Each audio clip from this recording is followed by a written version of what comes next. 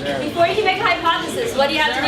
You gotta observe. So you have to observe to see what is going on first, then you can make your hypothesis. So you observe, then you make your hypothesis. By the way, guys, hypothesis. Whenever you make a hypothesis, there's a there is a specific format we do this in. Do you guys remember? It's an if-then. Okay, so if something, then something. So is it if X, then Y, or if Y, then X? If X, then Y, right? If you change X, then Y is going to change also. Okay, one way you can remember which one is which is that X stands alone. Okay, but Y depends on or leans. Okay, if you guys ever seen like a lowercase y, I'm pretty sure you have. Okay, it leans. Okay, so it's going to lean upon the X. So however you move the X, that's going to change how the Y goes. Okay, so X is your what kind of variable, guys? It's your independent. Okay? Oh dear. Sorry, my handwriting is really ugly. Okay? And then, guys, dependent variable is right here. Okay? And then after you have your hypothesis, guys, what do you have to do? You gotta test it. Okay? How many times should we test it? Ideally. At least 3 times, if not more, right? Okay? Is it the more the merrier in this case? Yes. Yes. Okay? If you test it only once, it's not very good. Okay? We experiment, we collect our data, and then, guys, what 2 types of data are there? Okay, there's one that's number data. What's the number data? Just yell it out, guys. Quantitative. Quantitative. It's a quantity. Okay? So, how about characteristics, descriptive data? Qualitative. So it's like a quality someone has. Okay? So quantitative versus qualitative. Okay? Do you guys need me to write that? Yeah. Okay. Qualitative. Whoopsies. Qualitative. Thank you. Okay, and then we have quantitative. Hello. Find a seat. Oh, hello! Why are you in here? Kayla, let's Kayla, take a seat. Take a seat. Alright, so we got data collection that's beautiful. And then, guys, for our conclusion, okay, what do we have to look at again with our conclusion? What are we trying to reevaluate? If you solve it, if it's right or wait, not that if it's right or not, guys. Can we prove that it's right? No, what can we prove? Can we prove anything? It's a theory. Okay. We can only support or reject our hypothesis. Don't forget that, guys. Okay, so it's either you support or reject your hypothesis. Okay. Support or reject hypothesis. Okay, and by the way, guys, I'm not sure if Ms. really told you, but I know that I definitely told you guys. Okay, can you find actual solid truth in science? No. No, especially not from biology. Okay, you can find things that are very close to truth. What do we call those things that are, as far as we know, makes the most sense? Theories. Okay, that's our basic truth in biology. We have theories, we don't have laws. Okay, so you can't find out something for sure because one thing could ruin it all. Hello. Is that for me? All right, let's move on. Hopefully you can find a spot. I've got a chair there, maybe. Okay. Try not to sit on the tables if possible. I think we're okay though. Lab tables are at least more sturdy. All right, variables. We already talked about this. Let's move along. Okay, so guys, you have your controls. Okay. If something is controlled, what does that mean? If it's controlled, you do not change it. Okay, it cannot change. Okay, so this would be like controlling the temperature or controlling the number of something that you put into a thing, like the amount of yeast that you use in the yeast lab. Okay, that would be control. Okay, bye-bye. All right, and then guys, you want to make sure that they don't change because if they change, is your experiment good? No. When you do a good experiment, how many things should you change at one time? Just one. Okay, because remember we talked about baking cookies? If you change all the things like the sugar and the chocolate chips. Experimental group, do you guys remember this? Did we talk about this? Okay, so experimental group is the group that we actually changed, right? Whereas the control group is the group that we're comparing it to. So let's say that we're trying to figure out if a plant grows well with a fertilizer. Okay, you can have regular water, which is your control group, or you can have the fertilizer, which is your experimental group. So it's like changing what you give the plant, and what should change then is, well, the height of the plant, how much it grows. Okay, so that's beautiful. Let's move along. Wow. Okay, hypothesis, theory, and law. Oh, Audrey, hurry up, dude. All right, so okay, hypotheses when they're tested, they become theories. But class, can theories ever become laws? No. No, because guys, theories are based on facts. Okay, there are no facts, or they're not really solid facts or theories. They're based on hypotheses and observations. Find a spot if you can. There's also the floor, I guess. Sorry. All right, here we go. Okay, so hypotheses become theories, facts become laws. Lovely. This is not even the hard stuff, so I'm going quick. Is that cool? Okay. This is all. I heard that. I know I have a microphone stand there. Alright, so, okay guys, when you're looking at volumes, especially liquid volumes, you're going to read the meniscus. Okay, so class, meniscus. This is going to be where the water is sticking more, is it sticking more to itself or sticking more to the glass? The glass. To the glass. Is that adhesion or cohesion? Cohesion. No. Adhesion. Okay, so meniscus in water is due to adhesion. Okay? Think about adhesion is sticking to another thing. Okay? So water normally, if it sticks to itself, it's cohesion because it's sticking to itself. Okay? Think about the co-workers. Water and water, they're working together. But adhesion is another thing that it's sticking to. Okay, so water likes to stick to glass more, and that's why it has that kind of shape. And you measure from the bottom of the meniscus. Okay, figure it out. Let's go. Okay, metrics. Okay. There may or may not be conversions directly on the test, but guys, you all know that the test is bubbles, right? Okay, so can I actually ask you to give me a number of bubbles? As far as I know, no. Okay, so I will give you options for different conversions. Okay, but you should know the basic units. Okay, remember, we're using liters for liquid volumes, meters are for distance and length. Okay, let's see, grams and Celsius. So don't use any four-letter F words like foot. Okay, alright, let's move along. You guys good? Yeah. Okay. If you guys have your old notes, you can just kind of add it on to it. Because that might be. You can find your backpack. Like, oh, wait, double back. Wait, what? Your binder chart. How's your binder chart?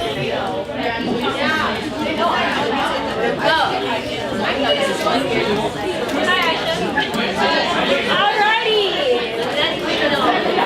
Okay, guys, can you tell me the order of the metrics units from biggest to smallest? First it goes, what's the biggest one? Kilo. Kilo, then what? Hecta. Deca. That one. The unit one, right? Unit. Okay. After unit, it goes deci, centi, milli, micro, and it jumps to nano. Okay. So hopefully you guys remember which one is which. So you have it right here. Okay, so guys, please remember which one is which. I will definitely ask you the order on this. Okay. So kilo is 10 to the what? Third. 10 to the third power. What's hecta? 10 to the second. Can you guys see back there? Definitely. Kind of, maybe I'll make it a little bigger today. Is that better? 10 to the third? Okay, hecta is 10 to the what? Second. Deca is 10 to the first. 10 to 0. 10 to the 0, which is the same thing as? 1. 1. Okay, that's 1. Okay, deci is 10 to the negative 1, centi, negative 2, milli, negative 3, negative 6, and negative 9. Okay, if you guys were in Overly's class, I don't know if you guys learned it with the scientific notation. Did you? You did? Okay. But I know you guys did more like jumping rather than the conversions we did, but it's okay. Alright, so with that, guys, these conversions, you should kind of know how to go between them. I'm not going to give you that many, maybe like a couple, maybe like 2 problems on it. Okay, so just be able to do it, and you guys will have a scratch paper that you guys can use on your own for the test. Okay, awesome, let's move along. Oh wait, do you guys need that still? You're good? Okay. Characteristics of life. So, everybody. Okay, I'm gonna call, actually have some people raise their hands. What are some characteristics of living things? All life has what in common? I believe it's what? Genetic code. Genetic code! Okay, Carl, what's another? DNA. DNA is the genetic code, thank you, Krish. Oh, damn it. They all are made of cells, get remember. They can all reproduce, yes. Oh, multicellular. Anything else? Okay, yes. Transformation of energy, yes. Growth. Oh yeah, Elliot. You're here. Here it is. Yeah, Elliot would be helpful. Alright, yes. Tati. Adapting to surroundings. Yes, remember. Able to move. Okay, it's a sort of movement, right? Alright, so guys, you should know the characteristics of life. Okay, all life has to have those things. Okay, these are the main things. Do you want us to write? I mean, you already have to write it down, right? Yeah. I have it all written down. You have it all written down in your notes from when we did this in like August or August or September. Alrighty, so guys, just to elaborate on this, hey guys, are viruses alive? No. No, why not? Because they infect the host cell. Are they made of cells? No. No, they're not made of cells. And guys, what is the genetic code usually? I know Chris said it. DNA. It's DNA, not RNA. DNA. Okay? Remember, RNA is like the copy of the genetic code. Reproduction is essential for life because that's how we all got here. Without it, we would not be alive. Okay? Which begs the question, where did the first cell come from? Okay? We have growth and repair. All organisms are capable of doing this. Okay? And then we have movement. It doesn't mean that a plant can just hop out of the ground and just go somewhere else. No. Okay, just movement of like, you know, the flow of the xylem moving different areas. Okay, and you have your blood moving around. Okay, and then responding to environment. So class, this would be like, let's say that there's all of a sudden like a fire that exploded in this classroom. We would all run out that's responding to the surroundings. Because if you didn't run out, you're probably not alive, or I don't know. Okay.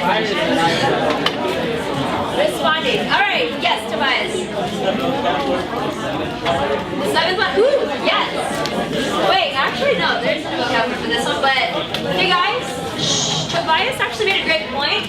Okay, you know, all life likes to be in that comfortable zone. Okay, it wants to do everything to stay in that nice, cozy spot. What do we call it, everybody? Homeostasis. Because class, home is where you want to stay, right, sis? Yes. Okay, home is where you want to stay. Nice and cozy and comfortable. Okay? So homeostasis is having that nice, stable condition. Okay? Awesome. Leave it right along, guys. Yeah. Oh, not ready? We're moving. Alright, so guys, what element is this? It's carbon. Okay. How many protons does carbon have? 6. How do you know? Because the top number. Okay, the top number. Okay, the atomic number is the number of protons, but also the number of what? Electrons. What? Electrons. Electrons. Okay? Wait, so guys, what does the atomic number tell you? Mass. The mass, which is 1 plus what? Protons. Protons plus neutrons. Alright, so class. Wait, why don't we have electrons in the mass? Because they're weight.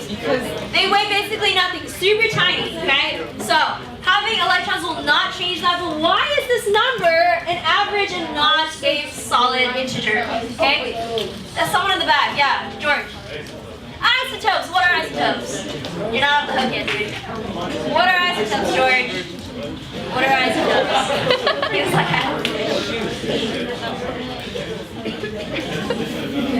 different number of what? Neutrons, thank you. Okay, isotopes have different number of neutrons, so class. Let's say we were looking at iodine, which is number 53. Okay, so iodine is number 53 and its number is 126.904. Okay, how many neutrons would iodine have? 53. Hello, welcome. Yes. 73 or 74, right? Yeah, like on the higher side. Nice.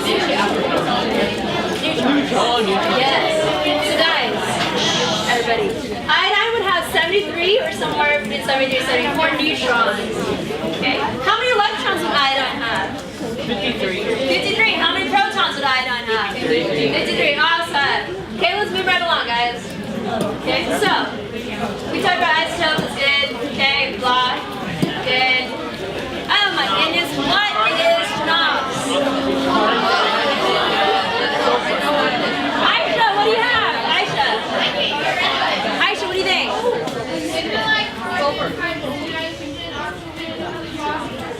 Yes. Why do we need to know this? Very good. Why is this so important? Basically, like 95% of all life is made of these things.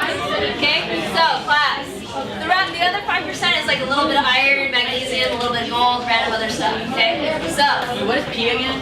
huh? Phosphorus. Okay, make sure you don't forget that because it's definitely on there somewhere. Okay, make sure you know what each of these mean. Okay, moving right along, guys. Carbon, hydrogen, nitrogen, oxygen, phosphorus, sulfur. All right, remember the compounds. You should know what a compound is. Okay, just like a compound word, compound elements, or well, compound molecules are made up of what?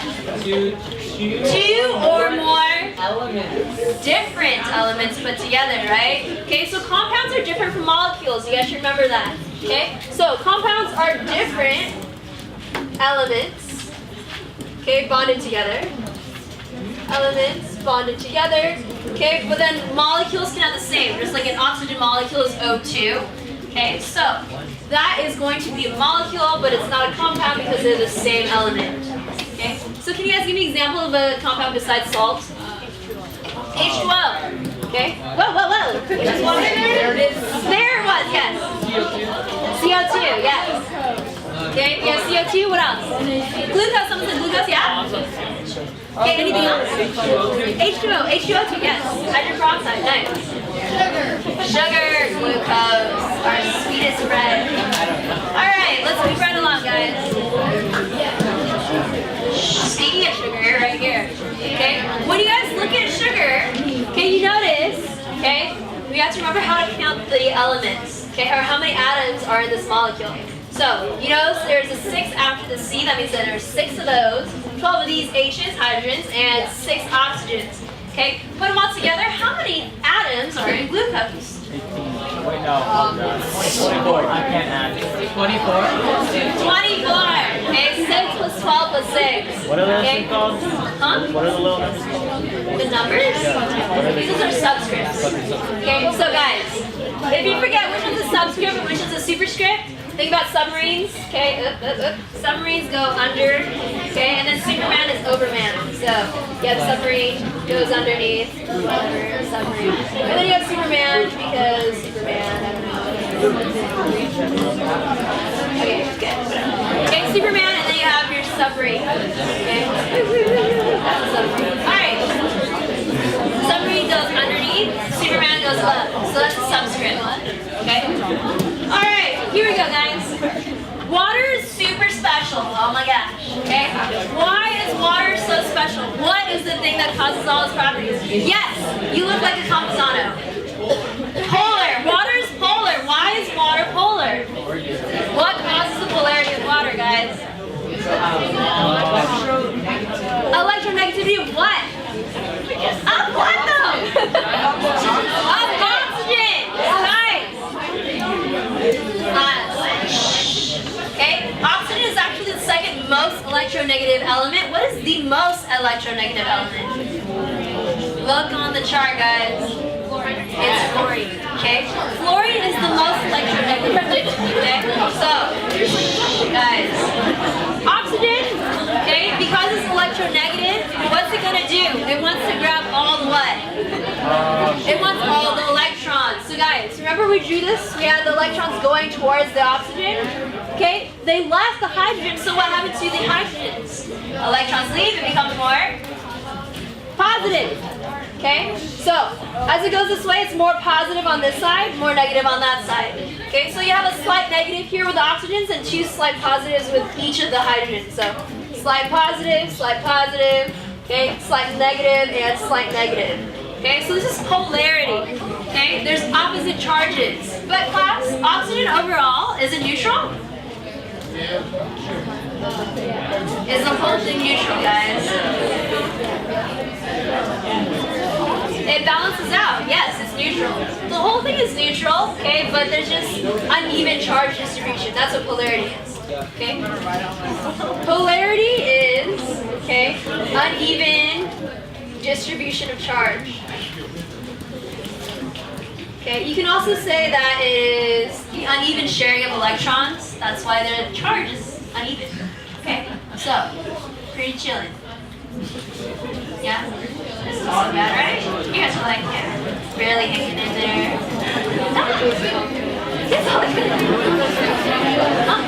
Uneven distribution of charge.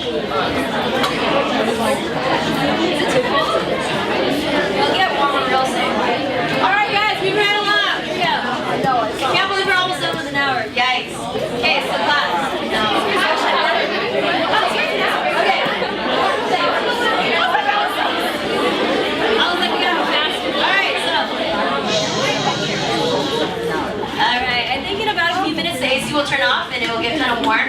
So if someone's back there, you guys can just make sure it stays on. Thank you. No, it's cold in here. I should put it really hot. Yeah, we're Alright, so.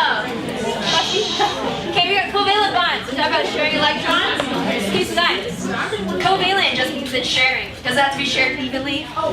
No. No! Because it can be polar or non-polar. There's two types of covalent bonds. Polar, okay, or non-polar. Polar is going to be where it's shared unevenly. Non-polar is shared evenly. Okay, think about the twins that are actually really nice and share with each other versus like the regular siblings who don't. Not that twins always share, but they might share better, I guess. Is that true, classes? Maybe not. They hate each other. They do? Alright, let's move right along, guys. Okay. Question. Ava.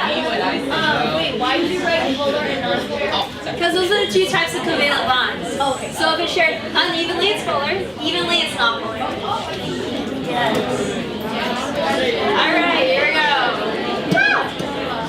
Okay, we've also got ionic bonds. Okay, are these shared, guys? No. No, they are stolen. Okay, stolen. So rather than sharing, they just steal. Okay? So class, you've got NaCl, which is salt. Okay, ooh, you guys notice. The AC turned off. I like it. It's gonna get so gross. Alright, so class. You notice here, guys, sodium is the very first column, so it's got one extra electron. And by the way, guys, what is this outer electron shell called? Energy level. The valence electrons, okay? They're the most outside electron ring. Oh gosh. Alright, so guys. So, sodium has only one electron in its outer ring. Okay, is it happy like that? Is it satisfied and content? No. No. Because you guys remember there's a special rule, that rule of 8 known as the octet rule. So guys, for us, remember most of our elements that we're talking about have a ring of 8 on the outside. So guys, you got this extra one, we're going to get rid of it. Okay, so, guys, Na, which is sodium, wants to donate it to somebody. Okay, whereas over here, chlorine is missing an electron in its outer orbital, which is that valence electron. Okay, it's missing one of those electrons, so it wants to have that filled with H. Okay, we good so far, guys? Question, Brianna. There has to be 8 electrons? Yes, except for which orbital? The very first one. The first one only has 2. 2, then 8. Yes. Okay, so. Alright, think about it like this. Okay, so class. Remember we got our table of 8? Okay, so class, think about it like this. If you guys are talking right now, it's really hard to listen. Okay, so we got our table of 8. This is like our outer orbital. Okay, so normally you should have 8 people here. That's the happiest that the table's at. Okay, imagine like Thanksgiving or whatever. Okay, so Thanksgiving you got 8 people, but guys, let's say that only 7 people showed up. Everyone's gonna be really upset. Okay, in fact, because they're electrons, guys, they're negative. Okay, so they're negative. Okay, so you have your negative electrons. They're not very happy at all. Okay. So they're just quite upset looking because there's someone missing from their table. In order for this entire valence thing to be full, okay, and for this electron or this whole atom to be stable, okay, stable table, think about it like that, you need to fill in that last one, okay? So it's going to find anyone, any electron it can to fill that last spot. It's going to rip it from somewhere else, okay? So, and notice this here, ooh, there's an extra electron with sodium. It's going to rip it off and then place it right here. And once it places it right there, these guys, instead of being negative, or they'll still be negative because they're, electrons, okay, they're just going to be a little bit less angry and upset, okay? So it's going to be a stable table. It's awesome. And that's good, okay? So, stable table, you want to have that full H, okay? So, hopefully that makes a little bit more sense. All right, let's move along. Yeah. Okay, yes? Yeah. And Katrina, this is a lot easier. Sorry. This order here, right? No? Alright. Okay guys, next one. Van der Waals forces. Are these weak forces? Yes. Are they bonds? No. Okay? But why how can they become strong? For the many. You have many of them all together. So many become strong. Yeah, Kyle. What's the number sequence of the octet rule? So 2, 8, 8, and just think about it like that. The other ones we're not going to go into. So it goes 2, the first orbital level is 2, and then the next orbital is 8, and then 8. We're not going to go beyond that because it gets a little more complicated. You can look forward to that next year with chemistry. Woo! Yeah. Okay, yeah, it's going to be great. You haven't taken it yet. Calm down. All right, so here we go, guys. That's Vanderwaal's forces. They're weak unless you have many, then they become stronger. All right, so guys, hydrogen bonds. So, are hydrogen bonds actually bonds? No. You good? They're like fake friends. All right, so guys, hydrogen bonds, you can see, it's a bond between a slight positive and a slight negative. Okay, so because it's slight positive and slight negatives that are here, I'm gonna put that little dipole sign here. Okay, why or how did those slight positives and slight negatives get there? Someone Campuzano mentioned it earlier. What was it? Yeah, Bryce? Is it the electronegativity? It's electronegativity of oxygen, which causes this entire molecule to be what? It's, someone said it over there. Polar! Okay? So guys, it causes it to be polar, so because it's polar, it can have these hydrogen bonds. Can non-polar compounds have hydrogen bonds? No. No, you have to be polar. Okay? So, polar things can only polar things can have hydrogen bonds. Otherwise, there's no charge. If there's no slight charges, there's no attraction. So guys, think about it like this. It's like passing periods, you're high-fiving people. It's a slight attraction, you high-five them, and then you leave. Okay? Because you're not going to be a weirdo who holds onto their hand. Alright, so, hello. Okay, are we good? No questions. Let's work on. Okay guys, cohesion, adhesion, we talked about this earlier. Cohesion, water sticks to itself. Adhesion sticks to other things or another thing, right? Think about adhesion sticks to another. Okay, so guys, with surface tension, is it more cohesion or more adhesion that's happening? Cohesion. Raise your hand if you say cohesion. More cohesion is happening here. Okay, raise your hand if you say more adhesion is happening here. Okay, guess what, guys? Is the water actually being broken? The surface, is it broken? No. Okay, so the water is sticking really closely to itself. It's forming a net. Okay, if there was adhesion here between the legs of this insect and the water, it would be drowning. Okay, so not adhesion but cohesion that causes surface tension. Okay, so make sure you write that down somewhere. That's kind of important. Cohesion causes surface tension. Okay, so if you don't break the surface of the water, okay, you have surface tension. It looks good. All right.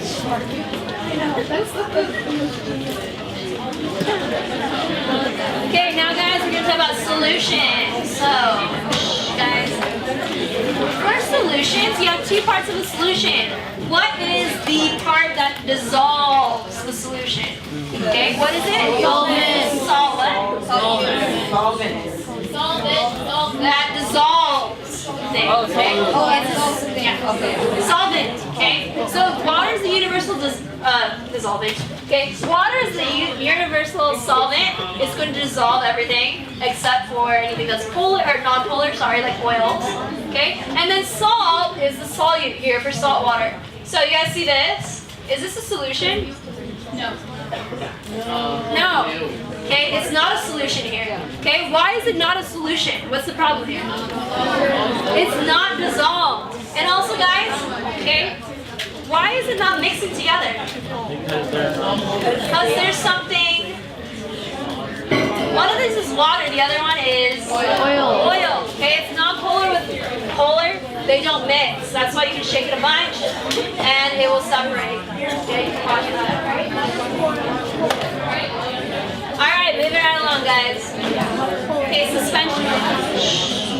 Okay, speaking of suspension, we just took a look at one. Okay, the little DISO timer thingy. Okay, but class, your blood is also a suspension. Why is it a suspension, not a solution? Bryce, what do you think? Non-polar and a polar mixed Okay, together. maybe some non-polar and polar, but wait, are your blood cells they're not really they're not molecules, they're cells. They're many molecules. So what's going on there? Okay, why is it not a solution? Actually, this is kind of a good thing. Yeah, Cliss, what do you think?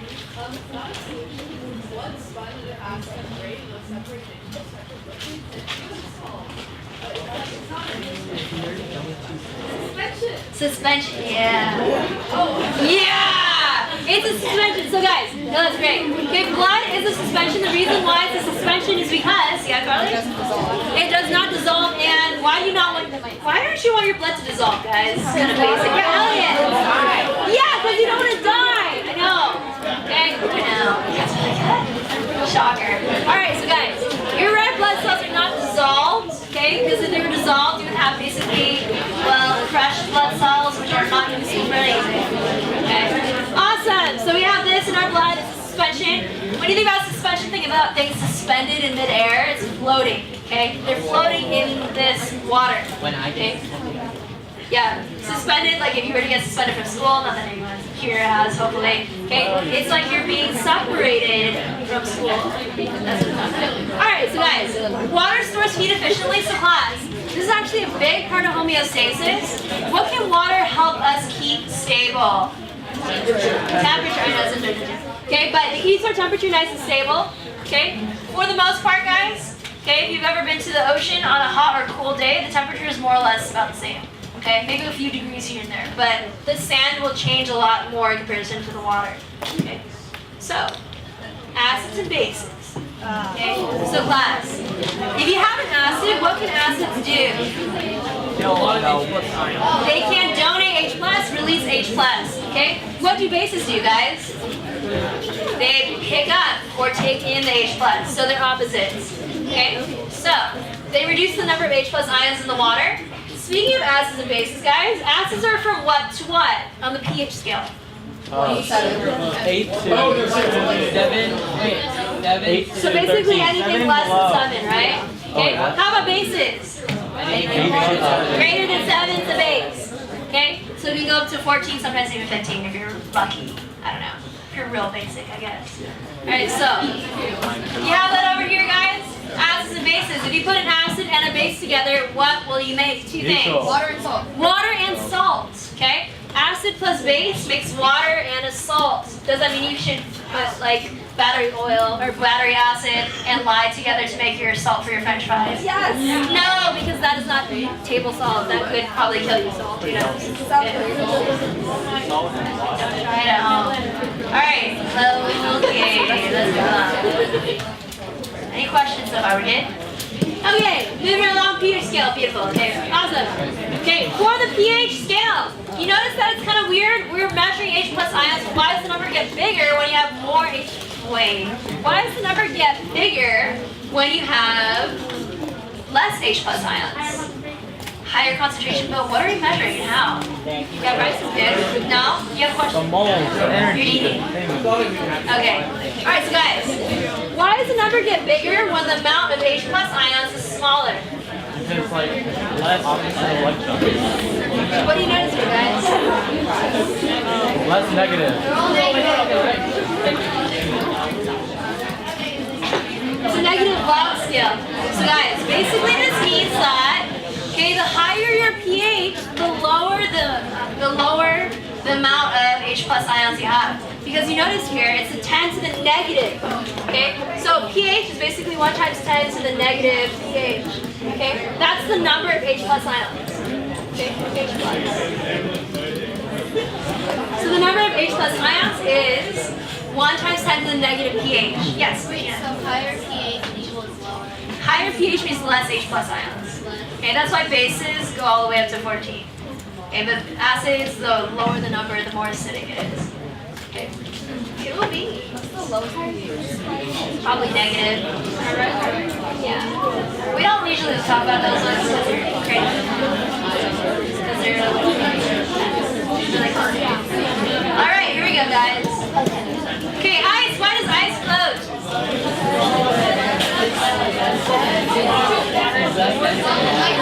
Okay, I need to see some hands, please. Okay, I will try to call on you even if you're an overly person. I don't know your name, but I will still call on you if I can.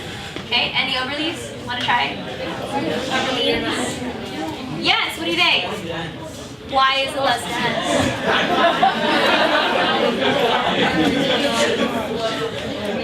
Now you got this. Come on, man. Why is water, or water is a solid, why is it less dense than liquid water? It's forming more what?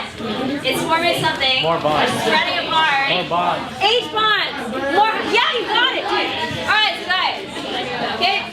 Solid water, also known as ice, is less dense because it's forming those hydrogen bonds. And in order to form the maximum number of hydrogen bonds, they're actually spreading out.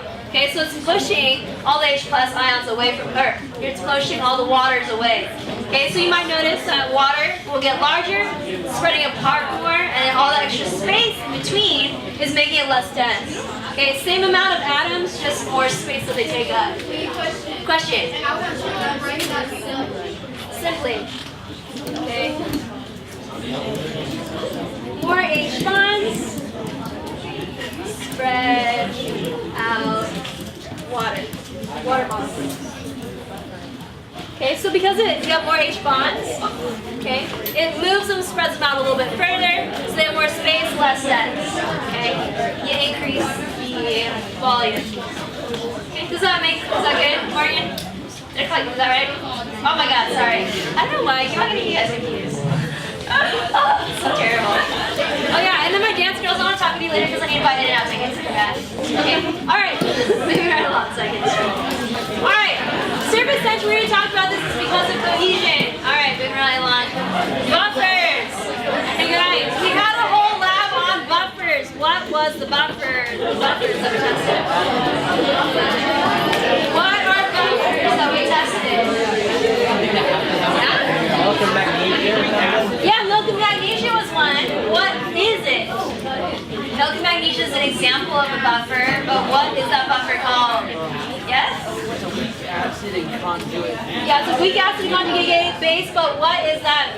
Milk and magnesia. Antacid, thank you! Okay? Antacid, okay?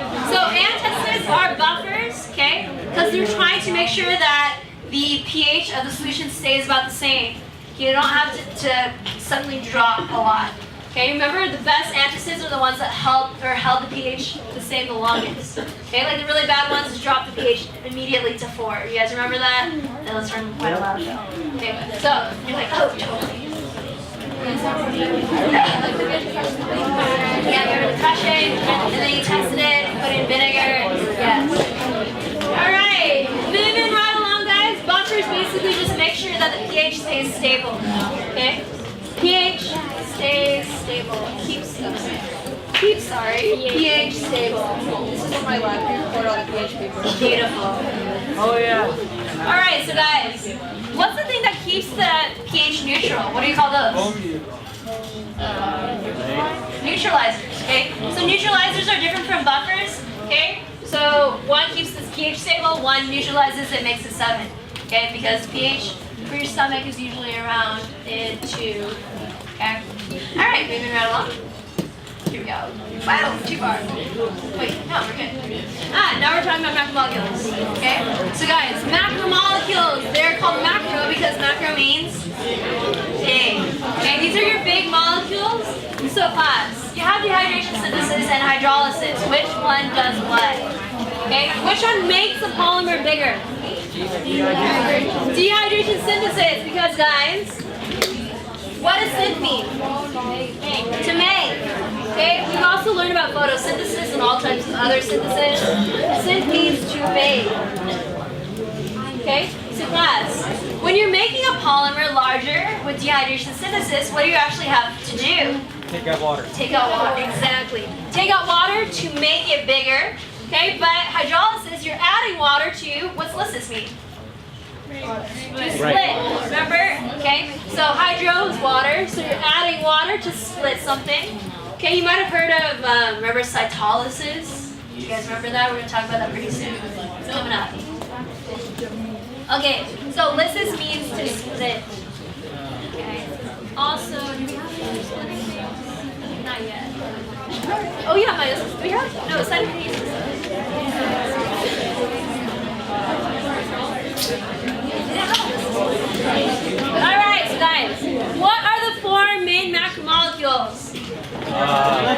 Lipids.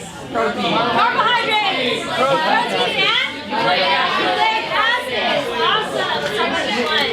Okay, so those are the 4 classes. And then guys, all of them require carbon. Carbon is the backbone for all of these. Super, super important. If anything, you must have carbon. Okay, you notice all of the macromolecules have carbon. Okay, all the macromolecules also have 2 other elements. What are the 2 other elements besides carbon? Oxygen's 1.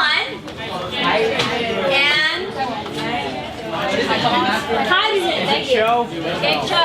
So remember guys, you got your carbs, lipids, proteins, okay, and then you have your NAs, your your nucleic acids. Okay? For carbs, what are they made of? Do you guys remember? CHO and a 1-to-1 ratio. Yeah, 1-to-1 ratio. Okay, remember we had even glucose is 1-to-1. Okay, deoxyribose is an exception, but carbs are usually 1-to-1 ratio of carbon, hydrogen, oxygen. Lipids are also made of CHO. CH&O. How about proteins? CHON. CHONS. CHONS, no P. Okay, so everything but the P. Okay, and then for nucleic acids, how are those special? Chomp or paunch. I like paunch. Oh yeah. Okay. Like a punch, except with the Alright, so hopefully you guys can remember that. I mean, that's a little detail, but let's move on. Okay, so chons, and paunch. Chons, paunch. Take a wrap out of that. Alright, here we go, guys. Carbohydrates, lovely. What do you call the basic building block for carbohydrates? The smallest one. Monosaccharides. Okay? Monosaccharides, such as glucose. Okay, do you guys want me to write that down? Monosaccharides. Okay, what if you have 2 monosaccharides put together through dehydration process? A disaccharide, because di means 2. We'll call it disac. Alright. Okay, and then guys, I was just going to fill it out because that was awkward. Alright, and then guys, if you have many put together, it's called a polysaccharide. Polysaccharide. Awesome. Okay, so saccharides are sugars. Okay, if you guys go to the Denny's or something and you look at the coffee thing, they have saccharin. Okay, which is all those different sugars. So those are sugars. Alright, let's move right along. What do carbohydrates do for us? Give us energy. Give us energy, you guys. They're actually the first source of energy that we break down. Okay, remember we talked about cellular respiration? Yes. Yeah, okay. That is the first source of energy we break down. So carbs are the first thing you go after. Okay? That's why if you eat any carbs, your body's gonna break that down first. Okay? So low carb diet actually does work because you don't have any carbs to break down. You have to start breaking down proteins. Or actually fats first, then proteins. Alright, moving right along, guys. We talk about these functions. Energy storage, but hey, guys, there's other things that carbs can do. What else can carbs do for you? Support. Okay? So they have structural support. Lovely. Anything else? Huh? Protection, yeah, protection is nice too. Okay, so support and protection. Okay, so guys, whoa, hold on. Do you guys remember plants have a very, very important carb? It makes their cell wall super hard. Cellulose, you can now break it down so it comes out your feces. Awesome. Alright, so guys, lipids. Lipids are also known as fats. Okay? All lipids, because they're fats, are also... Are they polar or non-polar, guys? Non-polar. They do not mix with water. Okay? Lipids are non-polar, they're fats. Okay? So, structure of or function of lipids, these things right here. They're another source of energy, guys. They can keep you warm. Okay? Having fat is a good thing. Also, they make up your cell membranes. Remember your phospholipid bilayer? Yeah? Question? Are carbs polar or non-polar? They are actually not really. They're probably non-polar-ish as well. They can. Some of them can dissolve in water, so it kind of depends on their arrangement. We're getting into that. Nah. Just know that these ones for sure are non-polar. Yeah. Lipids for sure are non-polar. And then guys, they make up your cell membranes. Remember? Oh, which part of the cell membrane is it? The outside of the cell membrane or the inside of the cell membrane? Remember we have your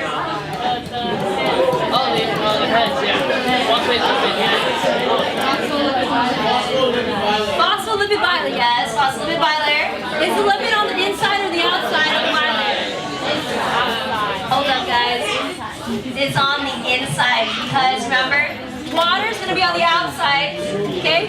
Because lipids are all nonpolar, they're hydrophobic,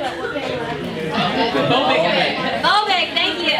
Okay, they're scared of water, so they're going to be on the inside. Remember, this is around Halloween we talked about. Go to not scary part and put the scaredy cats in the middle, okay? Put the scaredy cats in the middle. The guys who are afraid are in the middle, and these ones are hydrophilic on the outside, okay? Hydrophobes on the inside.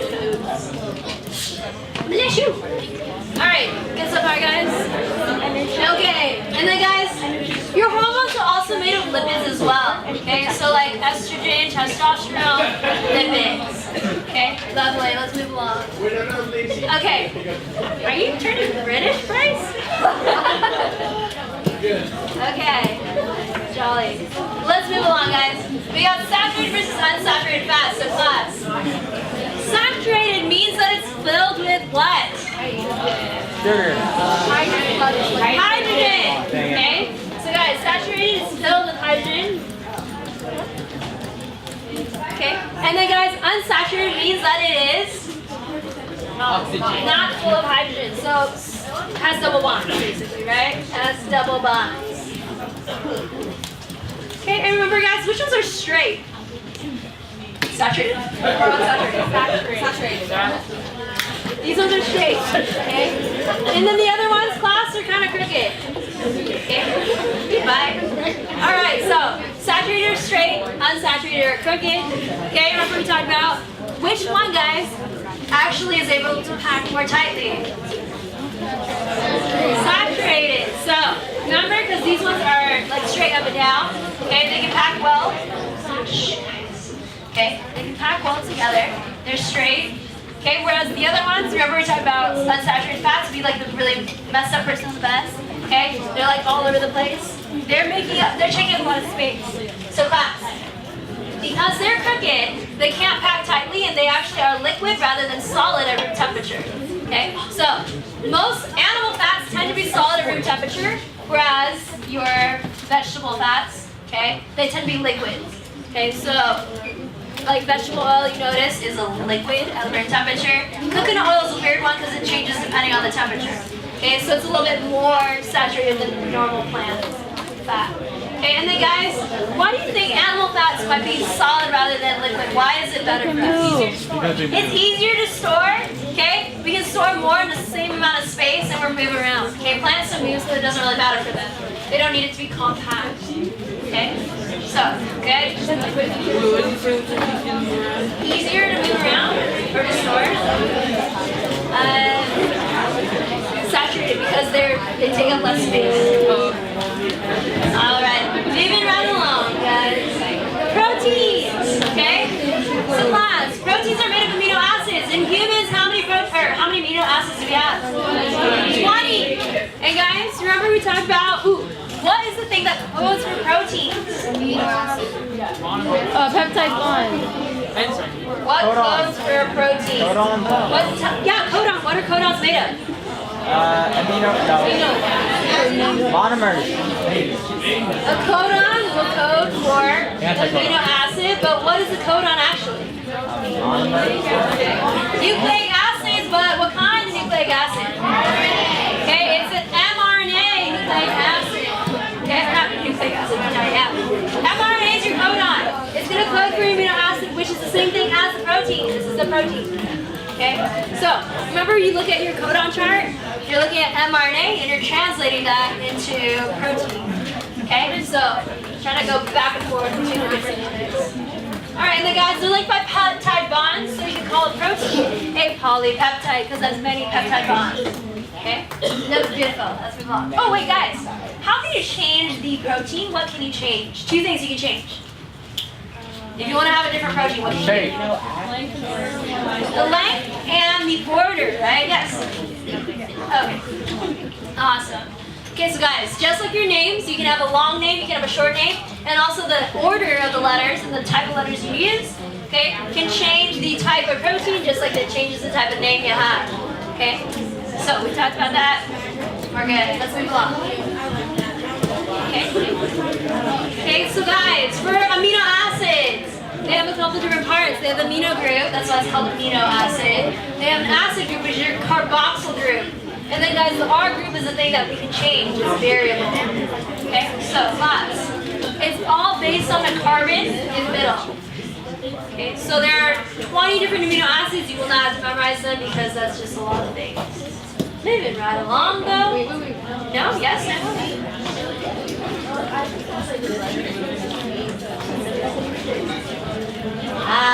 This chart. Okay. So guys, remember proteins have 4 structures. What's the first structure? The most basic structure? Primary. Primary is just the order, okay, of the amino acids. So that's the order. Okay, the secondary structure involves 2 things. What 2 things we add now? Helixes and sheets, right? So, guys, you've got the alpha helix right here. So alpha helix, and then you have the beta sheets.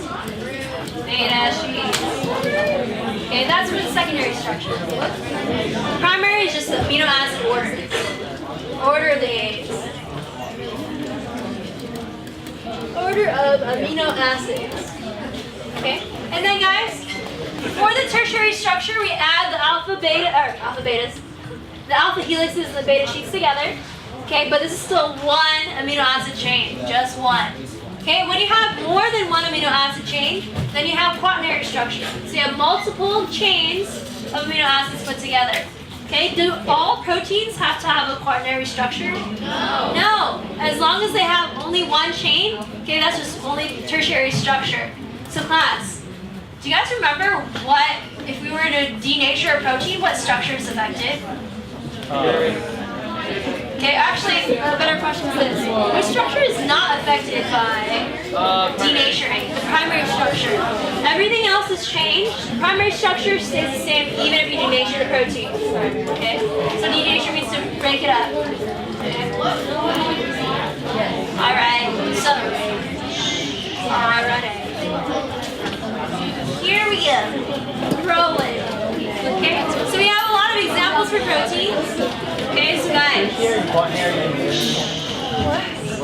you're talking, it's going to be really hard to listen. Alright, so thank you. Okay, proteins.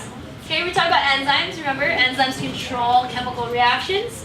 What do they do? Okay, you guys remember enzymes can go like this? They're like your wingman. They're your wingman, right? They do, what is this? They make it happen faster. Okay, so they make it happen faster by lowering activation energy, okay, and they're also reusable, okay. So enzymes are special because they make reactions happen faster, okay, by lowering the activation energy, and they're also reusable, so they can do the same reaction over and over and over again. Okay. Next thing, guys, collagen and keratin, basically structure for your body. Without these proteins, you wouldn't have your skin or your hair. You'd be really weird looking. Okay. So it's good that we have these proteins. By the way, guys, your hair has no DNA in it. The only DNA is actually in your follicles. Okay, so unless you rip that out, okay, you'll not be able to get DNA from someone's hair. So think about that next time you watch CSI. All right, next we have antibodies. Okay, we barely talked about this today in my class. I don't know, Oberly, did you guys talk about antibodies with blood type? Yeah? Yes? No? Okay, maybe not. Okay, but guys, antibodies are produced by your body to fight anything that is not your body. Okay, so if it's like some germs or some dog hair that got in your body will fight against it and kill it because it's like that. Okay, and then guys, hemoglobin is also a protein, carries oxygen in your blood. Beautiful. Okay? Yeah. Alright. Can we move along, guys? Yeah, can we do? Yes. Let's go. Okay, let's do this last one, then we'll take a quick break. Okay, guys, nucleic acids. There are 2 types of nucleic acids. They are DNA and RNA. Okay, for nucleic acids, they're made of 3 parts. What are the 3 parts of a nucleic acid? 3 phosphorus. Okay. A base, so the nucleotide is the base, right? Triglycerol. Phosphorus and Okay. sugar. 1 to 3 phosphate groups. Okay. And then you have the sugar. Okay, 5 carbon sugar. I don't know if I have that right here, but yeah. Okay, so guys, nucleic acids store genetic information, but they can also provide energy. Okay, I don't know if you guys realize this, but ATP is a nucleic acid. Okay, it's a triphosphate. ATP, adenosine, triphosphate, just like adenine, right? Oh, what are the 4 bases in DNA? Adenine, thymine,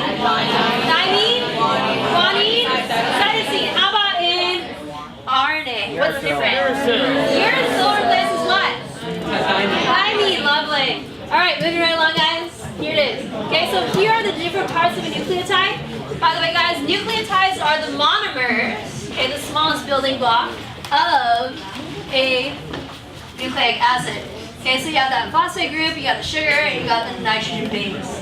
Okay, awesome. In your DNA class, how many phosphate groups are in one nucleotide? How many phosphate groups are in one nucleotide in your DNA? Wait, what? The question? And you're not sure, okay guys, in your DNA, how many phosphate groups is attached to one? What? Just one. Okay, if you guys did a DNA model, okay, you guys might realize you only had 1 phosphate group. Okay, but the carbon, or the base right here, so like cytosine is going to be directly connected to the sugar. A lot of people got docked points on that. I was like, argh! Alright, so sugar is connected to the base and the phosphate group. Alright, moving right along, guys. Okay, remember we talked about DNA and how class, one of it goes one way and the other one goes the other way. What's that called? 5-3. It's because it's 5 to 3, but what is it called when one's going one way? And yes, anti-parallel. So guys, DNA is anti-parallel, and DNA is always read from what direction to what direction? Always 5 to 3. Okay, if you guys don't know how to get that 5 to 3, I'm going to draw it right here. Okay, if you want to, you can draw it with me. So we got our phosphate group, okay, we got our sugar, and we got our base. Okay, so this is our base. I have a base here. Here's our sugar. Okay, there's our phosphate group.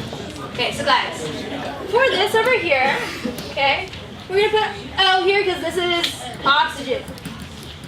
Okay, so what you have to do is you start counting with the one that's on the base. That's 1 prime, 2 prime, 3 prime, 4 prime, and then 5 prime is the one outside of the ring. Okay, so those are your 5 carbons on that 5 carbon sugar. Okay, and then guys, remember it's going 5 to 3 prime. You can only add in the 3 prime area because it actually has an OH group right here. Okay, cool beans. Okay. Any other questions here with DNA or RNA? You guys so far? Okay. Yes, question. Yes. What was the hydrogen oxygen reaction? The what? The hydrogen and oxygen.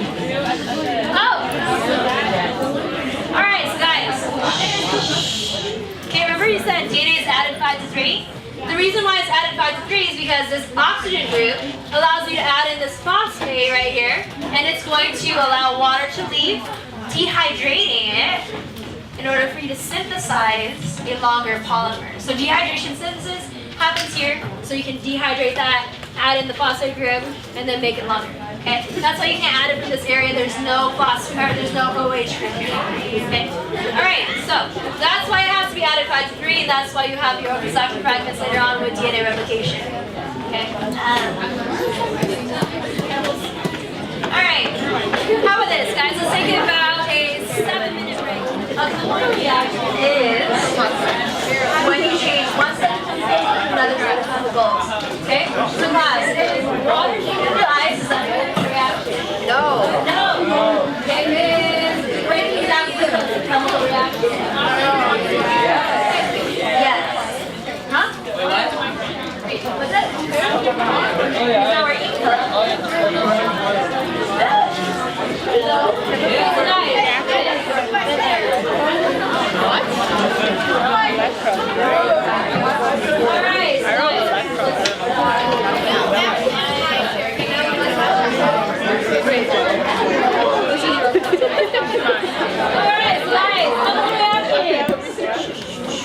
Change one set of chemicals into another set of chemicals. forgot that there's a microphone here. Oh my gosh. Wow, that's so loud. Alright, so you can see over here, guys, we got carbon dioxide plus water made glucose and oxygen. What chemical reaction is that? Photosynthesis. Okay? So we should actually put light here as well. Okay, so with light, this is what the reaction happens. Okay, with chemical reactions, they do require a little bit of energy to start. What is that energy to start again? A little bit of energy is known as to start the whole reaction. Okay, it's activation energy right here.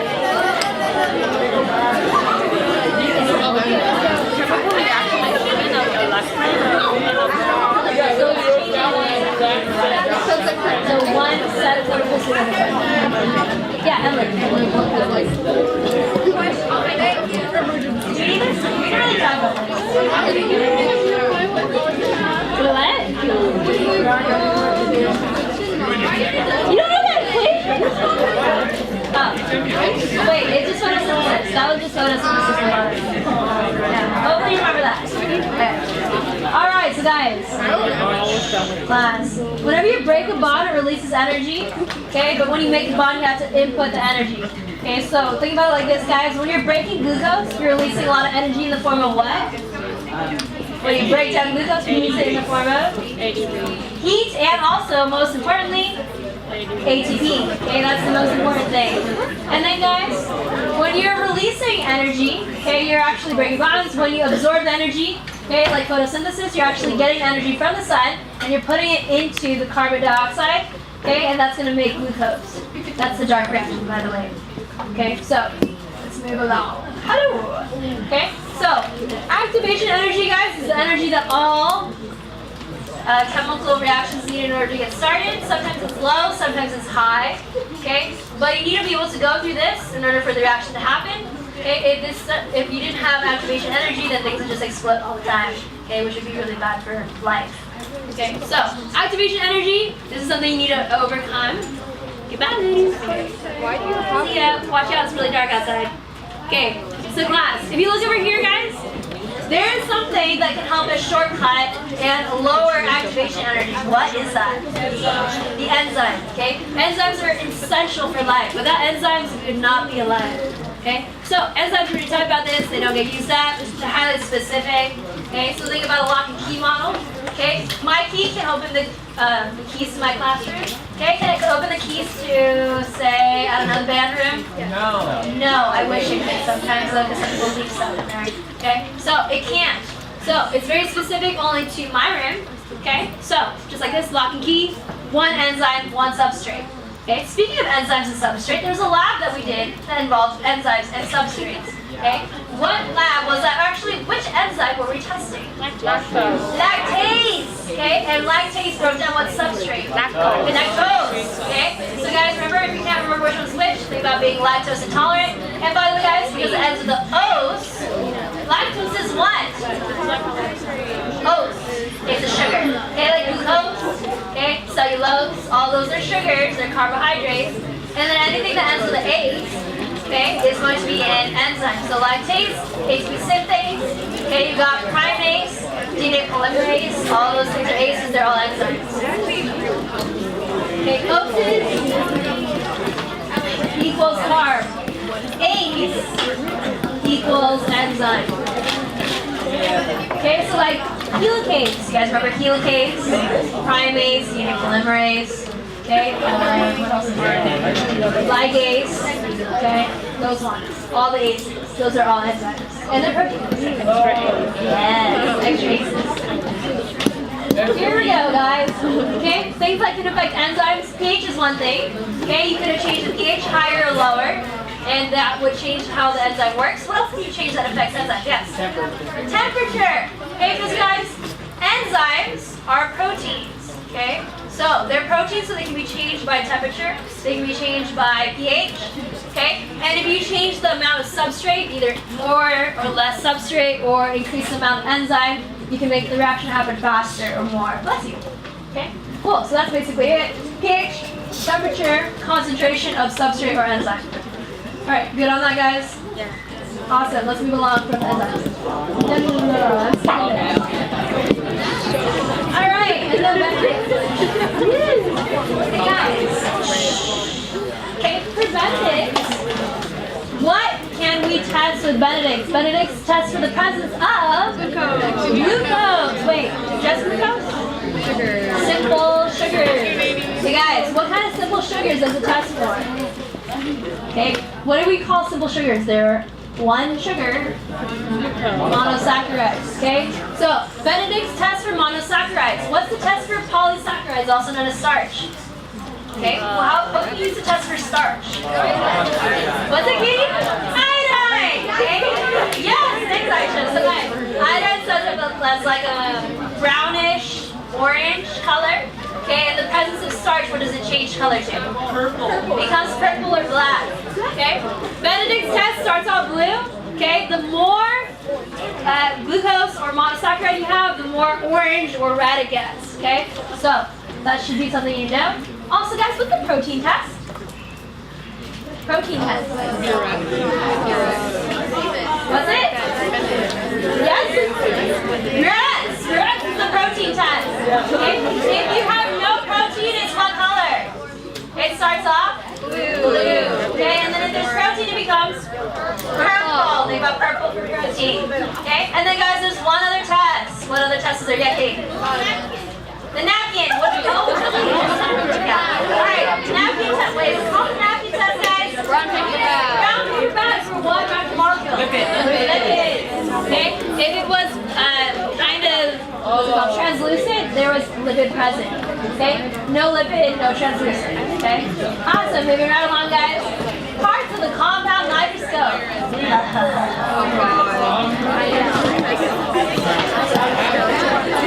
Okay, you should know these parts pretty well, guys. Okay, you got the objective, or not the objective, the eyepiece right here. Eyepiece is usually what magnification? Usually it's 10, okay? So, you have your objective here, okay, or your eyepiece here, sorry. Okay, and then guys, class, what's the lowest power scanner? I just told you. The scanning objective is the lowest power. What magnification does the scanning objective have? 4. It's 4 by itself, but with the eyepiece, 40. Okay, then guys, low power is 100. Okay, 10. So 10% 100. And then guys, high power is what? 40 times 10 is 400. Okay, so class. Guys, when you use your scanning objective, okay, can you touch both the coarse and the fine focus? No. On a scanning objective? Yes. Yes. Okay, when you go to low power or high power, should you touch the coarse objective? No. Unless you're going to break the microscope, like you shouldn't. Okay? And then guys, where are the two places that you hold the microscope? Arm and base. Arm and base. Okay? Don't say neck and then choke the microscope. That's not live, that's not nice. Okay? Alright, no neck. Only arm and base. Okay? Moving right along, guys. Okay, you see these two microscope images. Okay? What kind of microscope took the top image? It says right there. Scanning. The scanning electron microscopes take the Outside. surface, right, the outside, okay? Whereas a transmission goes through, okay? You go through it, okay? Scanning surface, transmission goes through, okay? So class, if you want a nice 3D image, which one should you take? Scanning, okay?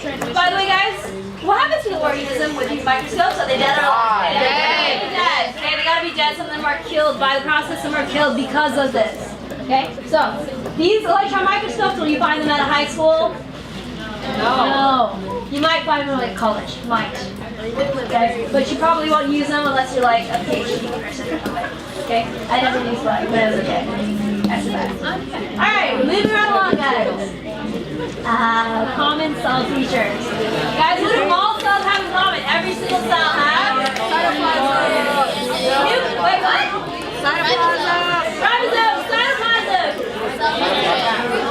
DNA. So, ribosome. Cytoplasm. DNA. What else, guys? Cell membrane. Cell membrane. Yes? Do they have mitochondria, guys? Also? No. No, why not? Prokaryotes don't have organelles, sorry. Okay. So technically ribosomes are not really organelles. Alright, so there's your basic cell. Okay. Actually I have it all nice like right here. Okay, good job guys. I'm glad you learned well. Yay.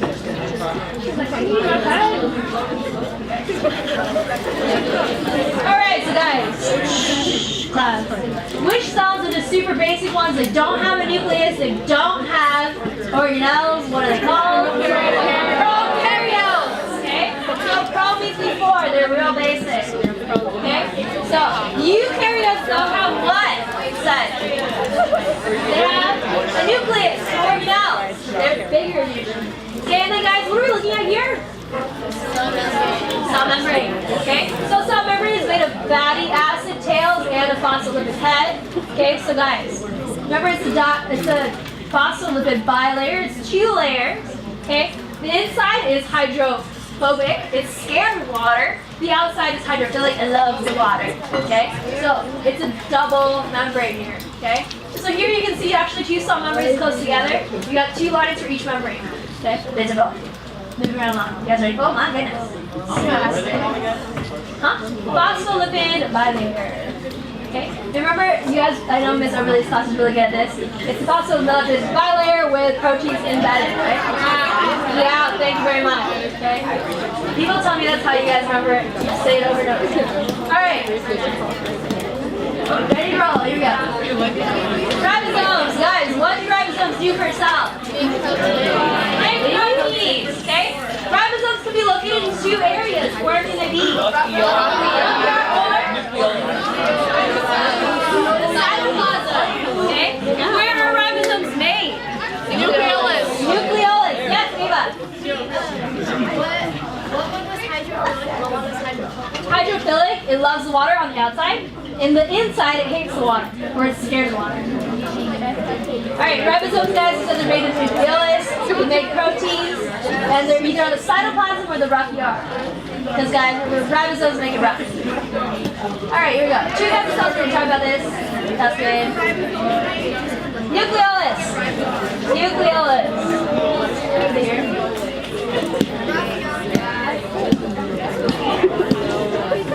Alright, here's our nucleus, guys. Okay, it's class. Nucleus is like the brain of the cell, controls everything. Okay? What kind of things will you find inside the nucleus? That's super important. Chromatin, which is the what kind of form of DNA? Relax. It's so relaxed and chill. Get over it. Well, you find the DNA. Where do you put what? You find the DNA. That's exactly. You find the DNA there. Okay, so guys. Alright, so guys. So. Okay, guys.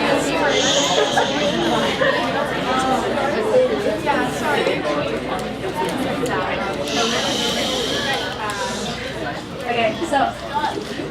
You guys notice there's holes all over. Okay, these are the nuclear pores. Why are there holes? So mRNA can get out. So mRNA can get out, right? Okay? Class. Remember, mRNA has to go in, so what process happens inside the nucleus? That makes mRNA. What? Transcription, yes! Transcription where DNA becomes mRNA happens inside the nucleus. mRNA, it's the same thing. Same thing.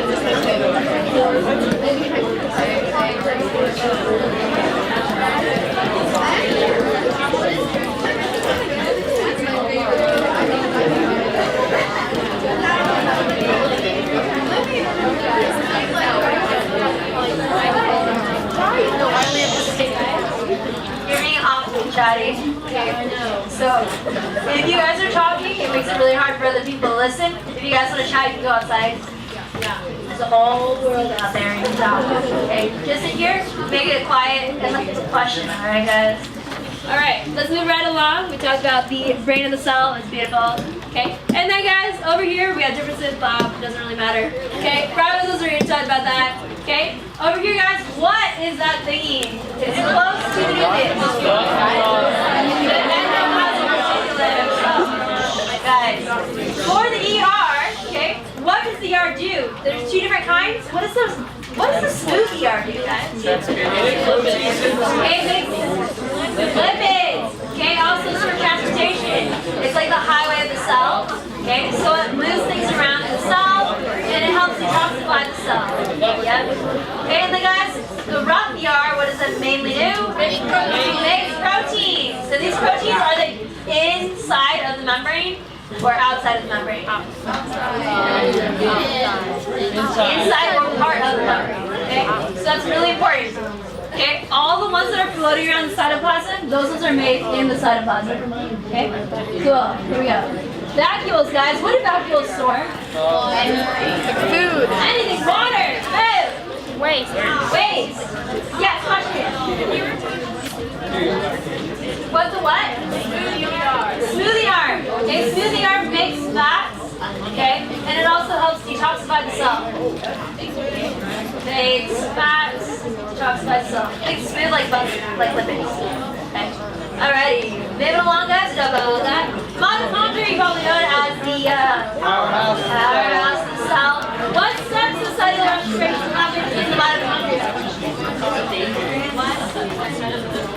Hey guys, in cellular respiration, what parts happen in the mitochondria?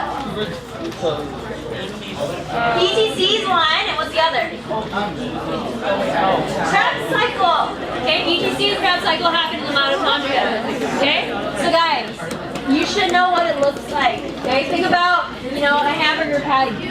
Okay, it's with the grill marks. Okay, you can see it's got that membrane that goes in all the way through. Okay, so it's got cristae and it's got a matrix. So okay, guys, if you were talking, I may have to ask you to exit the room. Okay, this is not really a threat, it's just so that other people can hear. Okay, because I know it's kind of bad, it's kind of loud back there. That's all I'm saying. All right, so guys, the cristae is a whole bunch of membranes. Okay, so you notice it goes in and out, and it makes a whole bunch of surface area. Remember, we talked about surface area being one of the things that limit a cell's size. Okay, the more surface area it has, the better. Okay, but the bigger the cell is, the less surface area it has overall, just because the surface area to volume ratio. Okay, and then guys, the matrix is the space in between. Matrix is the location, is that a Krebs cycle or ETC? What happens in the matrix? What happens in the matrix, guys? It's Krebs cycle. Krebs cycle happens in the matrix. Okay, and then guys, the cristae is location of the ETC. Okay, so cristae, ETC. All right, and then guys, food is digested by what organelle? Lysosome. You're gonna say that?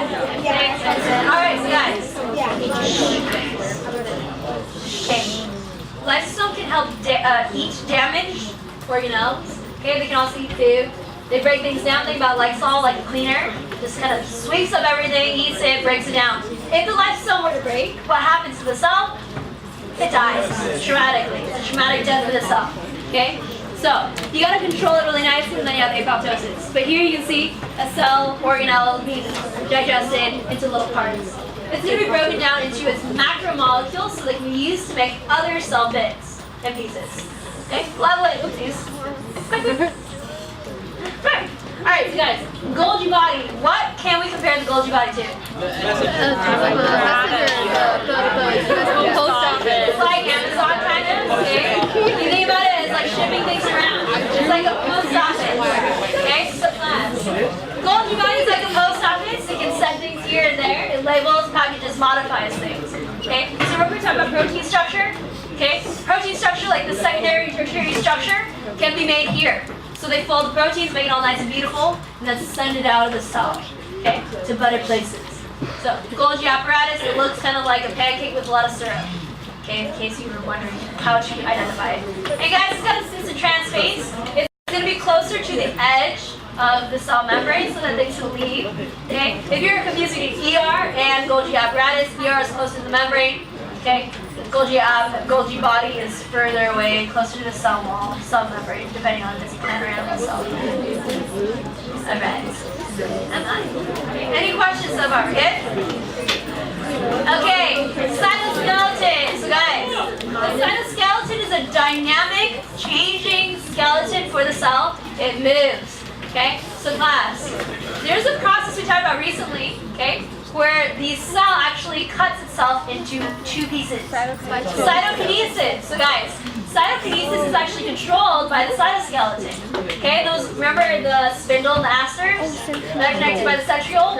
Okay, that's all made of microtubules, part of the cytoskeleton. So the skeleton actually moves things around. Remember we talked about leash kids? For those of you guys who don't know the boy leash kid. Leash kid. We moved around our double chromosomes. Okay, we split them apart. Okay, and that all happened with the help of these microtubules. The spindle. Okay, if you're over this, ask a Tang, okay, and they'll tell you what the leash cuts are. Okay? Alright. Alright, so guys, centrioles look great. Okay, class.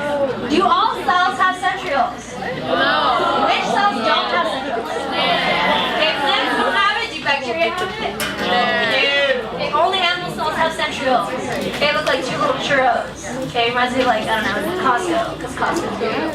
Okay, I'm getting hungry. Anyways, let's move on. Okay, we have contractile vacuoles that might be in animals. Why do you think they contract? What are they trying to squeeze out of the cell? Water! Okay, so guys, they'll collect water and they'll squeeze it out. Usually you'll find this in a protist because they live in water.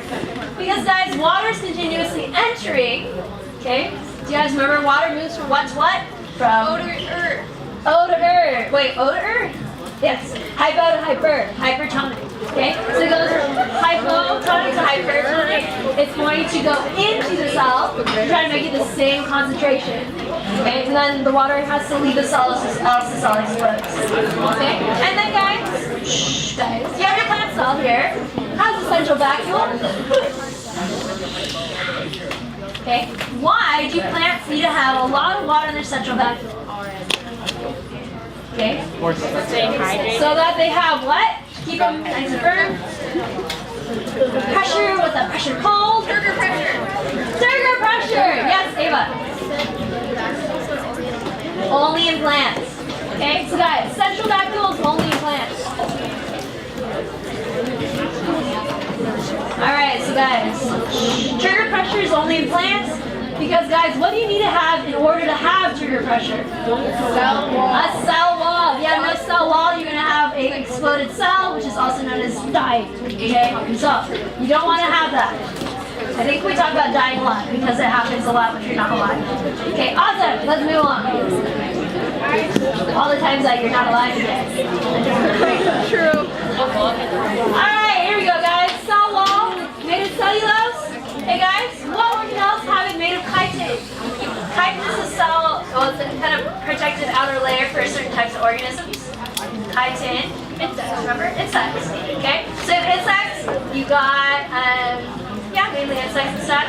Peptidoglycans are the cell walls of bacteria, okay? So, that's basically it. Let's move along from cell walls.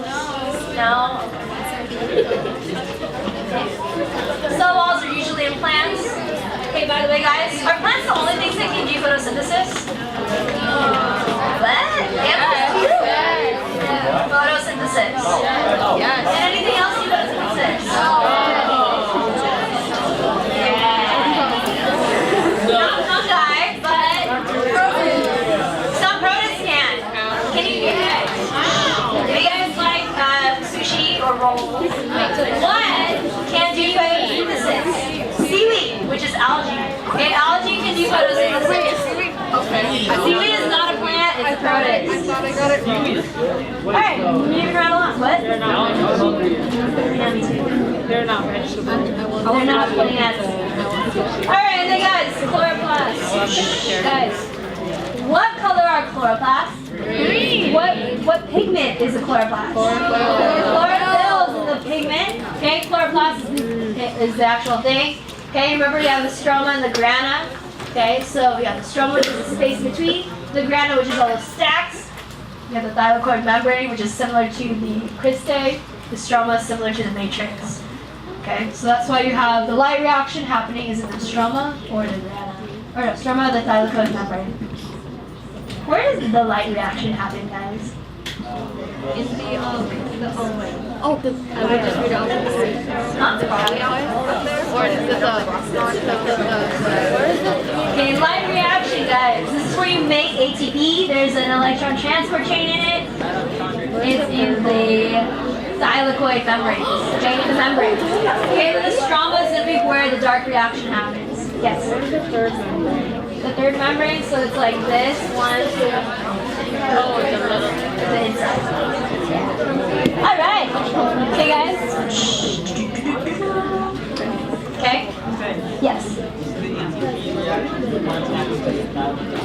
Yes, so the light reactions that make ATP are in the thylakoid membrane. Okay, and then making the glucose is happening in the stroma. Wait, Ava, do you have a question? Yes. What? The grana is thylakoid membrane. They're the same thing. So the grana has thylakoid membranes. So the membranes that make up the grana. Where's the light reaction? The light reaction is in the grana. Or the thylakoid membrane. Same. Yeah? Stroma is the dark reaction. Okay? Alright, moving right along to that video. Okay? Other classes. Okay? You got chromoblasts, which are colorful. Okay, and then guys, remember there's many different colors that are in plants, they do pigments, blah, blah. Okay, so depending on the classes that are present, your plant can be different colors. Okay, beautiful. Okay, Luco class, Luco means what? White. Okay, so they store starch because that is white. Luco means white or without color, so that's a beautiful. Alright, let's move along, guys. Here we go. 3, 2, and 1. Okay. Central vacuoles store a lot of liquid in plants. They can also store some pigment. Okay, but they keep the plant nice and firm. It's a large sack full of liquid. Yeah. Alright, so we have our lovely fellow over here. These are our levels of organization. Starting with the smallest one. What is this level, guys? What is that? Atom, then what? Molecule. Macromolecule. What's this? Organelle, then? Cell. Then many cells? Tissue. Tissue makes up organ. Organism with the greatest E's ever. Yes. One more back.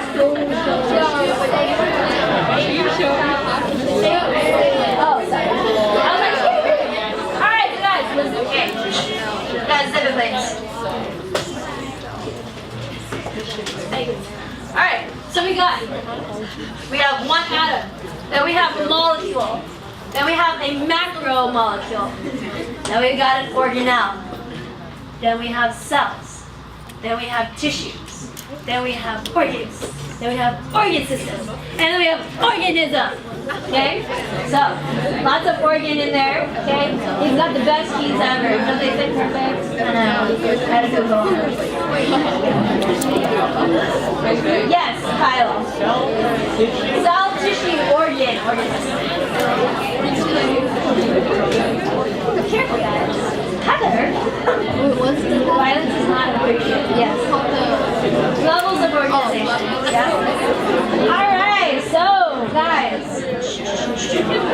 Okay. Let's say that we have. Okay, we've got some molecules on one side of a membrane. Okay, you notice this membrane has some holes in it. What kind of membrane do you think it is if it's got some holes? It's either semi-permeable or permeable, right? Okay, so you can have things go through. And then you notice, class, okay, eventually it evens out on both sides. This does not require energy. What kind of transport is this? what is it called? Passive transport. Hey guys, what is a type of passive transport? Sorry, diffusion. Okay, it does not require any energy. So guys, this would be like if someone brought in a nice hot pizza, and they'd be like, ooh, the scent diffuses out. Everyone's like super hungry now because they're almost waiting for it to get ready again. Okay, and then guys, you notice? Okay, we have equilibrium on both sides. Hey guys, at equilibrium, will things still move around? Yes. Yes, they will, because remember, atoms and molecules are always in motion. When are they not in motion? Never. Even when you're dead. Okay,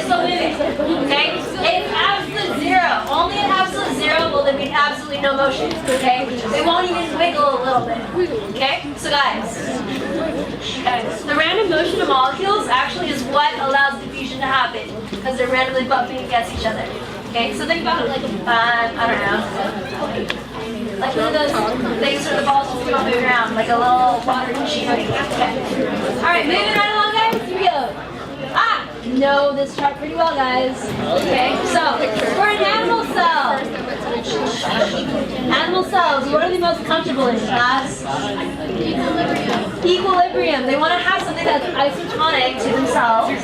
Okay, so class, being isotonic is important, or else the animal cell will either lyse, this is called cytolysis, cell bursting, or it can shrivel up and look really sad. Okay.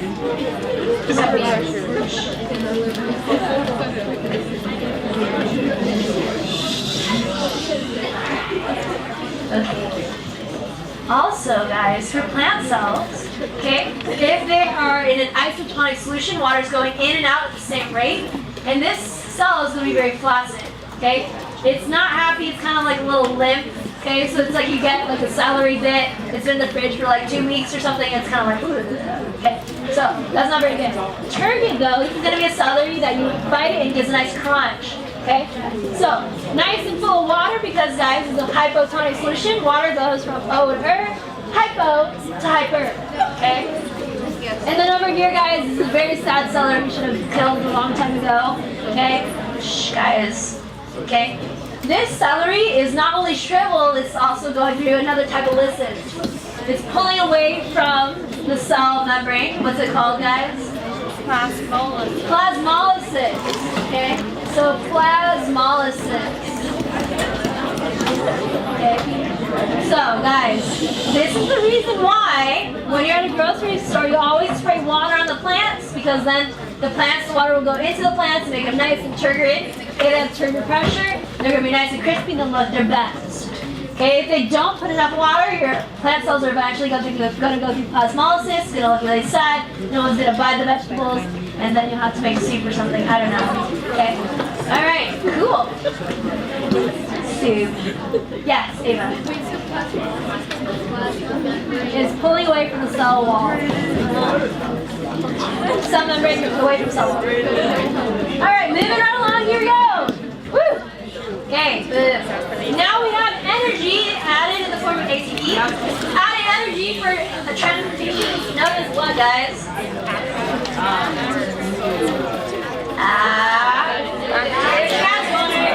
Active transports, guys. Adding energy for active transport, very important. Okay, so guys, here we got passive transport. Sometimes you can use protein, but active transport always requires energy. Okay, so you use energy in class.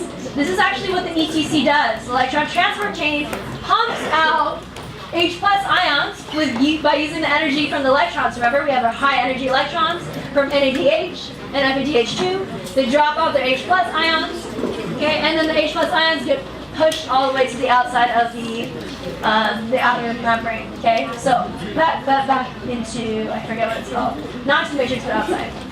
All right, so that's that. Hey guys, what is this called? This amoeba's eating. What is cell eating? Phagocytosis. Phagocytosis. What is cell drinking known as? Penocytosis. Okay? Things entering into cells. Anything entering into a cell actively is known as what, guys? Endocytosis. Yeah,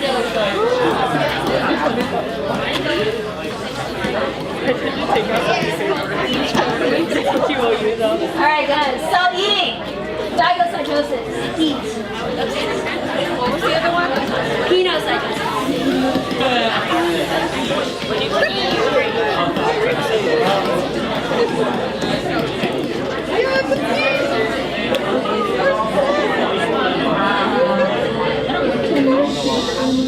So we have phagocytosis and penocytosis.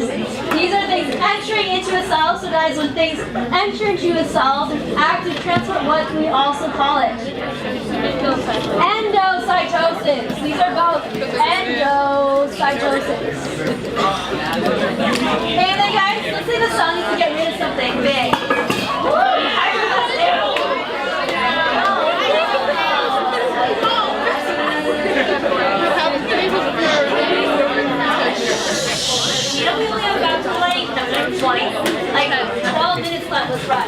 Okay, so endocytosis, things going in. Things leaving the cells known as exocytosis, like exit. Exit sign right there. Okay? Or exo. Alright, moving right along, guys. Blah, blah, blah, blah. Thing we're good here. Yeah. And this is a good thing for you guys just to take a look at. You already looked at this before. Okay, but I want to move on to the bigger things. When I draw it, 3, 2, and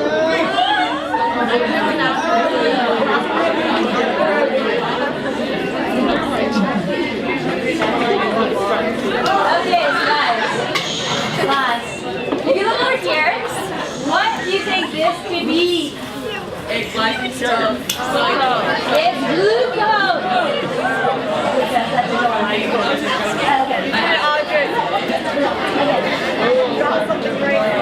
Alrighty. Okay, and then guys, here you got adenine, you got a 5-carbon sugar, and you have 3 phosphates. What is that? 3 phosphates. Adenine with 3 phosphates. Adenosine triphosphate ATP. This is ATP. So guys, we're talking about cell energy. Make sure you remember this equation, guys. Okay? Don't forget this one. So class, you got glucose plus 6 oxygen. Okay, make 6 carbon dioxide, 6 waters, and 38 ATP. Okay, so guys, it's anywhere between 36 and 38 because remember, 2 ATP can be used to make the moving. You have to transport the NADH from the cytoplasm into the mitochondria. Okay, so it's anywhere between 36 and 38. Don't forget this equation. You know this so well. Okay, moving right along, guys. Okay. For glycolysis, you should know, guys, you make some ATP. How many ATP? 2.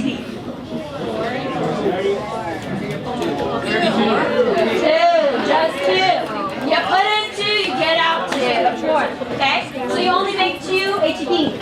Okay, so that's like your activation energy, 2 ATP to activate it. You get it started. Okay? And then guys, the energy gain instead is 2 ATP, 2 NADH. Yes, Ava. Do we need to know the glycolysis? No. Do we need to know the net? You might need to know this. Yes. Alright, and then guys, after glycolysis is what process? Krebs cycle. In Krebs cycle, your main point is to do what? What do you have to do? You completely break down the glucose into what? Carbon dioxide. Thank you. Okay, do you make a lot of ATP in the Krebs cycle? No. No. What do you make a lot of? A lot of. Yeah. Glucose is broken down in glycolysis. Krebs cycle breaks down certain gases.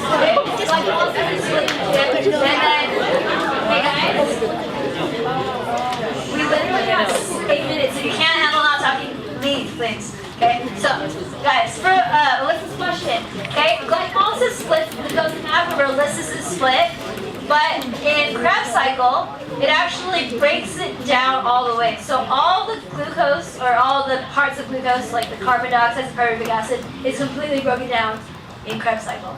Okay, so that's what happens in Krebs. There's not much ATP made, but there's 2 really, really important things that are made in Krebs that we use. NADH and FADH2. Okay, so those are the things that are made in Krebs. Okay, big things. Okay, and then we don't have to worry about that. Okay, and then guys, with NADH and FADH2, we bring them all the way into the cristae. Okay, so in the cristae class, that is where you actually will make ATP by taking off the electrons and H+ ions from the NADH and FADH2. That's actually going to make your ETC create a lot of ATP. Okay, so you're getting all the energy stored from Krebs cycle, okay, and you're putting it into the ETC, into ATP. All right, so guys, ETC and Krebs cycle are both aerobic. They need oxygen in order to happen. Without oxygen, you will not have that happen. Okay? Because guys, without oxygen, where do you go into instead? Lactic acid. Lactic acid fermentation or alcoholic fermentation. Okay? Fermentation is just to recycle NADH or NADH back into NAD plus. Okay, so you can do more glycolysis. All right, let's move along. Whoa, whoa, whoa, whoa. Okay. Whatever. Okay, talk about glycolysis, then you have fermentation to recycle NADH. Okay, a lot of you guys forgot this for your tests. Make sure you remember this time, okay? Fermentation is all about recycling NADH back into NAD+. Okay, if you can do this for glycolysis, this is going to make glycolysis happen again. Okay, or else you'll make 0 ATP and then you will be very dead. Okay, your muscle cells do this when you do strenuous exercise. Okay, that's also one of the reasons why you might be a little sore. Okay, okay, here we go. Okay, so you can see we go either fermentation, which happens in the cytoplasm, or we do aerobic respiration in the mitochondria. Okay, what's the opposite, or almost the opposite of cellular respiration, guys? Photosynthesis. Okay, photosynthesis is right over here. Okay, so guys, happens in the stroma and the granular of the chloroplast. Okay, and guys, the chloroplast, remember, what is split by the energy from light? Okay, light comes in, excites some electrons, and you go, what? What's up? Okay, water is split. Don't forget that, guys. Water is split. Okay, so when water is split, this actually will create some energy. Okay, and you're going to collect that. Okay. Oh, by the way, guys, why are plants green? Because of what? So what do they use? Hey guys, what do plants use? What colors? Red and blue. Okay, remember that. Plants use red and blue. Right here. Yep. So guys, green is actually reflected off. Only red and blue are absorbed and they are used. Okay, you got that? A little confused. Ava's friend, I'm not sure. Are you good? You guys good? Okay, you looked a little confused. I was like, okay. Alright, no questions so far? Okay guys, basically all the energy that we get from life is from the sun. Okay, so the sun is amazing. We have autotrophs, heterotrophs. Auto means? Self. Okay? Auto, like autobiography, a self-bio. Okay? And then guys, troph means feed, so they feed themselves. They make their own food. Okay, heterotrophs have to eat other things for food. Okay, because you can make a sandwich does not make you an autotroph. Okay, that just means you eat other things when you make it outside of the body. Okay? Unless you eat yourself, which in case you might be a cannibal, self-cannibal. Self-cannibal yourself. Okay, moving right along, guys. Photosynthesis. Okay, here we go. Almost done. Okay, you got carbon dioxide, 6 of them, 6 waters. You have light, and then you have 1 glucose that's made, and 6 oxygens. Okay, so guys, we talk about photosynthesis. It happens in plants and algae, some types of protists. Okay, but remember photosynthesis or cellular respiration we talked about a while ago? What does that happen in? Humans? It happens in mitochondria. What kind of organisms have mitochondria? All what? All eukaryotes. Okay, so plants and animals. Okay, and even protists and fungi. Okay. All right, moving right along, guys. My reactions happen in the grana. Okay, the grana has a thylakoid membrane. Okay, remember, go, watch out. Okay, and then you have the Calvin cycle, also known as the dark reaction. Okay, so guys, Calvin cycle or dark reaction is almost the opposite of the Krebs cycle. Okay, it does the opposite thing. Instead of breaking down Earth.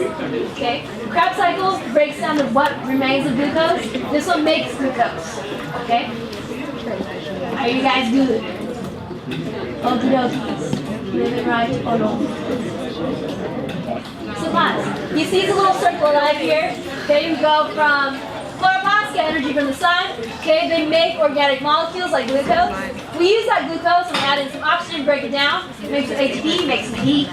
Okay, we break down that heat, or break down the elements into carbon dioxide and water, which is used in the chloroplasts to go over and over again like a nice circle. So class, can plants do this by themselves? Yes. No. Oh, yeah. Yes. Yes. Okay, plants don't need us, we need them, so hug a tree, I don't know. Okay? Without them, you don't be alive. Hug me at home. You are a tree. Alright, so guys, DNA protein synthesis. Okay? You should know the pyrimidines and the purines. Okay, remember purines? They're nice and pure. They're Quincy Davis. They're the Aggies. Okay, remember nice and pure and peaceful. They have 2 rings. Okay, whereas the pyramids, remember the pyramids? Which are the 2 famous Egyptians? Cleopatra. Cleopatra and Tut. Cleo said is seen, Tut is Thymene. Okay, so remember that for the 2 pyramids, they have just 1 point at the top, 1 ring. Okay, you also have yours still there because that's basically like Thymene. Okay, remember peace? And then you got your Egyptians for the pyramids. Okay? Alright, moving right along, guys. Okay, we do need to go over an image or 2 before we leave. Okay? Remember, we have a period always at the pyramid. Remember Chargaff's rules. Okay?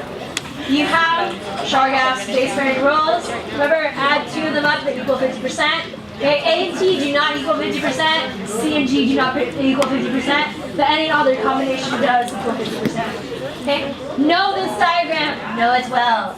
Okay? This diagram, you should know what is what. So what is this?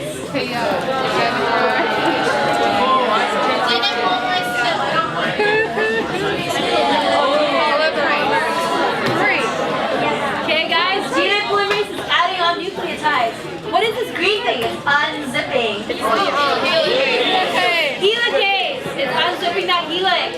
Okay, what are the gray ones? Single strand binding protein.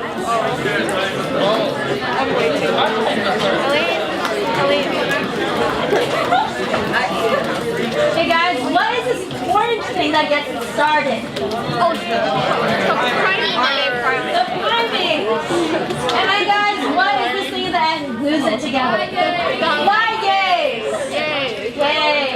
Hey, guys, in this diagram, which one is the leading strand? The top or the bottom? The top. It's the top. This one is the lagging strand. How do you know? I never understand.